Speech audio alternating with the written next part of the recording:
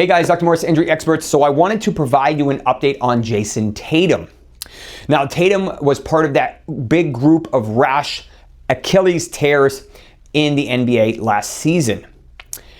Damian Lillard had it, then he had it, then we saw Halliburton had it. So you have these calf injuries that translated to Achilles tears, and yes, I personally think there's a connection there. But now we hear a little bit more details. We know that Dr. O'Malley performed the surgery less than 24 hours after the actual injury in New York. I believe he's at HSS. And that is a huge deal. Okay, that is rare. That's almost impossible to coordinate because you usually don't even know what happened for a good day or two, never mind actually have surgery less than 24 hours after the injury happened. So you're getting that tissue as hypothetically as healthy as you can be. Now he has the elite caliber, and now we see that there's this paper that Dr. O'Malley released last year discussing Achilles rehabs and discussing potentially how quickly he could return in so many words. Now, if we look here at this box right here, I want you to focus on the bottom part. Now, the goal here is to get back to about 90%, what we call LSI, with isometric and other forms of imaging, stability and stabilizing and really just metrics for rehab. But the important thing to understand here is the time frame of that. Now, they're quoting 24 weeks. What does that mean? 24 weeks from his date of injury would be late October, about almost a month from now, which is absolutely insane, seeing how he did this in late May. Now, what's important to understand is that this is rare air, okay?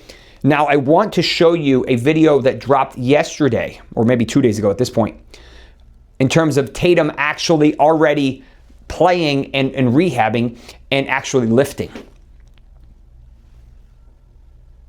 As we can see, he doesn't have quite the lift that he should have.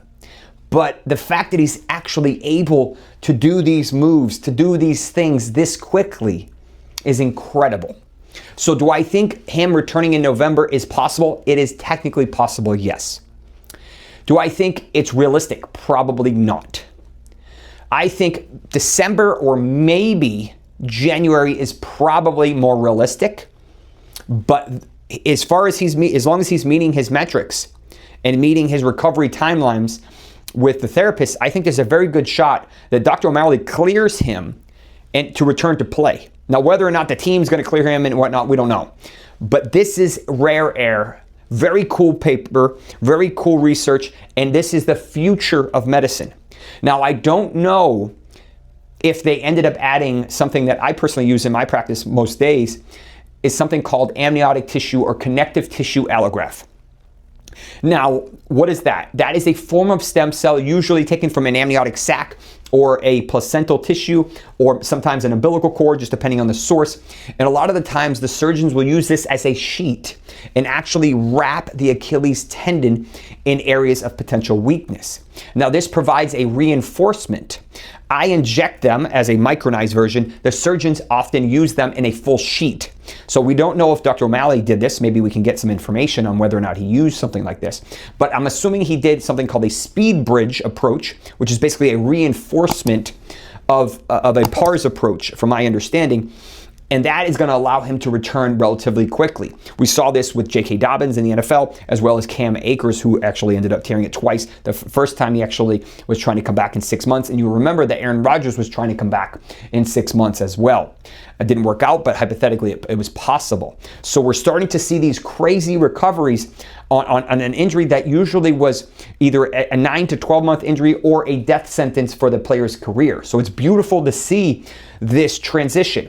You know, we had Kobe, it happened to Kobe. We saw it happen to Kevin Durant, and he's been able to have a really good career, but now we're seeing it at even much faster speed. So those are the initial thoughts on Jayson Tatum and his Achilles reconstruction, potentially when he's returning, and potentially giving the Celtics an unexpected return much sooner than many probably hoped.